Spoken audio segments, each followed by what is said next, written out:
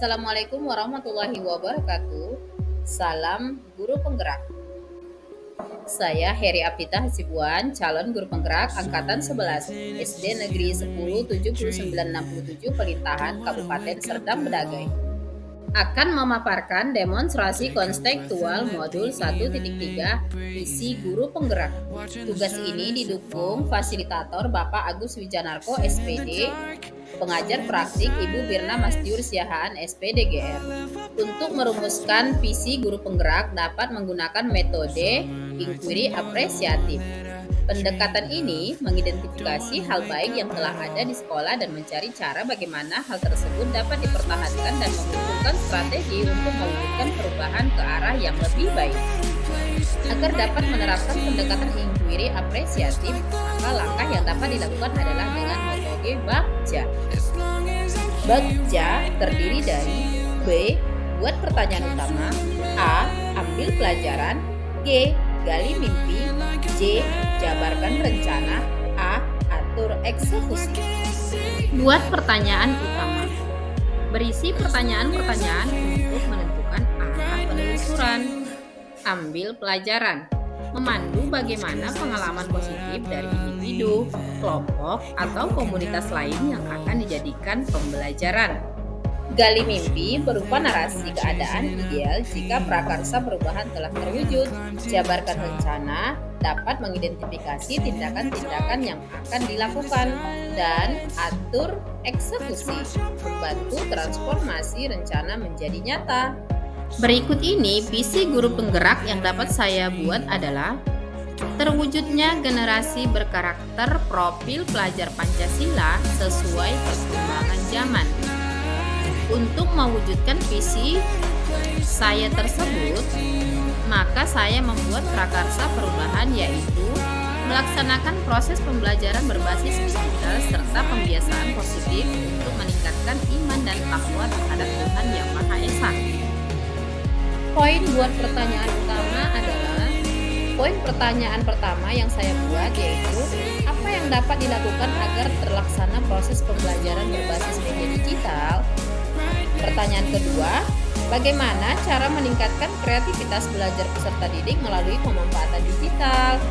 Yang ketiga, bagaimana cara agar guru dan peserta didik bisa melaksanakan pembelajaran dengan media digital?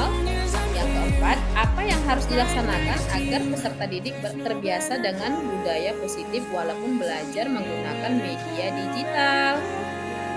Tindakan penyelidikan yang dapat dilakukan, yang pertama, berkoordinasi dengan pimpinan agar memfasilitasi atau memberi akses untuk menggunakan, kemudian merawat sarana dan prasarana media digital yang ada di sekolah.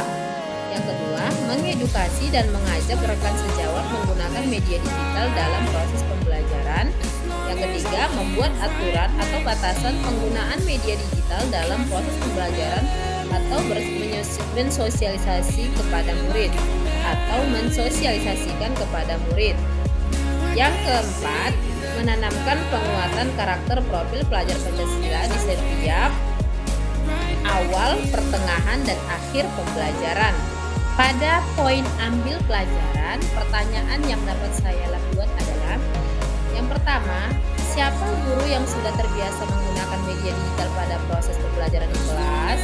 Yang kedua, kemampuan apa yang perlu dikuasai guru dan siswa agar proses pembelajaran berbasis digital terlaksana dengan baik? Yang ketiga, bagaimana cara membuat aturan penggunaan media pembelajaran berbasis digital?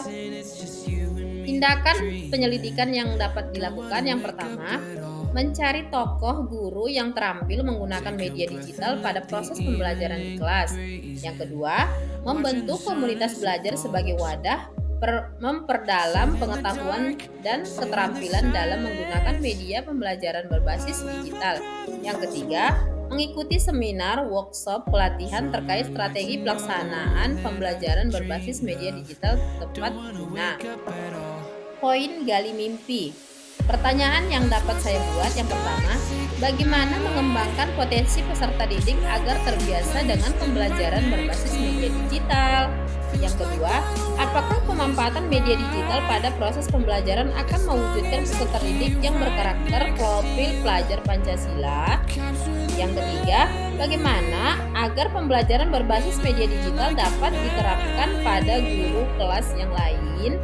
Yang keempat, apakah ada keterkaitan antara pemanfaatan media digital dalam pembelajaran dengan dimensi profil pelajar Pancasila?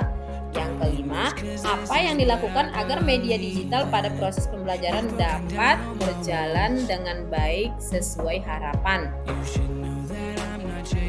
Tindakan penyelidikan yang perlu dilakukan yang pertama, membuat desain pembelajaran berbasis digital yang bervariasi, menyenangkan, kreatif, dan melibatkan peserta didik dalam menggali potensinya.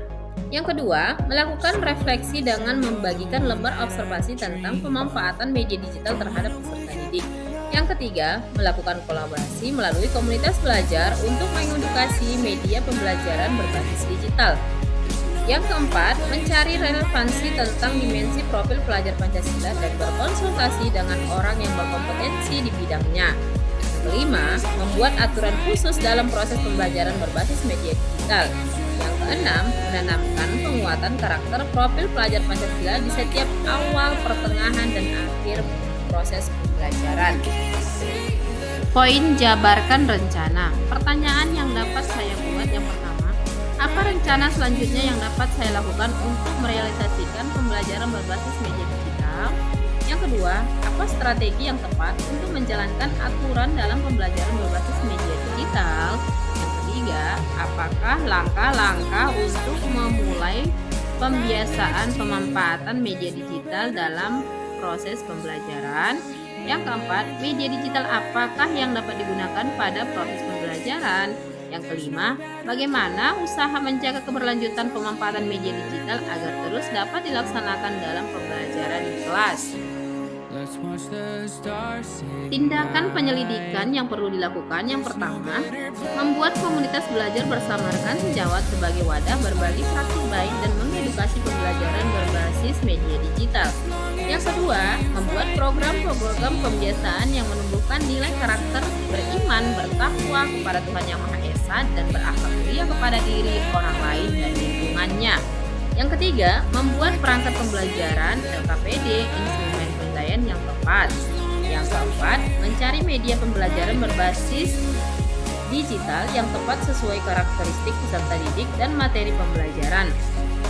Yang kelima, kepala sekolah memberikan apresiasi kepada guru yang memiliki kreativitas tinggi dan konsisten dalam penggunaan media digital pada proses pembelajaran di kelas. Pada poin atur eksekusi, pertanyaan yang dapat saya rancang yang pertama, siapa yang bertanggung jawab terhadap sarana dan prasarana yang digunakan pada proses pembelajaran berbasis media digital? Yang kedua, siapakah yang bertanggung jawab memonitor agar proses pembelajaran berbasis media digital dapat berjalan dengan baik dan konsisten? Yang ketiga, siapa saja yang terlibat dalam program pembiasaan di bidang keagamaan? Tindakan penyelidikan yang perlu dilakukan. Yang pertama, berkolaborasi dengan kepala sekolah dan divisi Safras.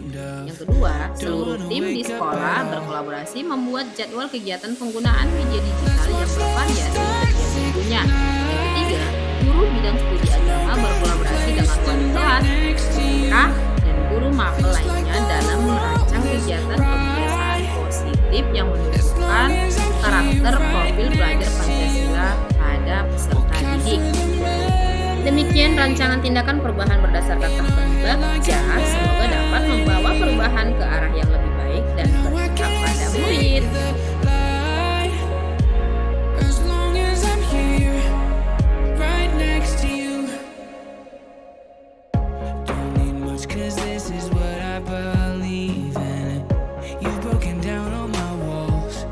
Terima kasih sudah menonton video ini. Salam guru penggerak. Assalamualaikum warahmatullahi wabarakatuh.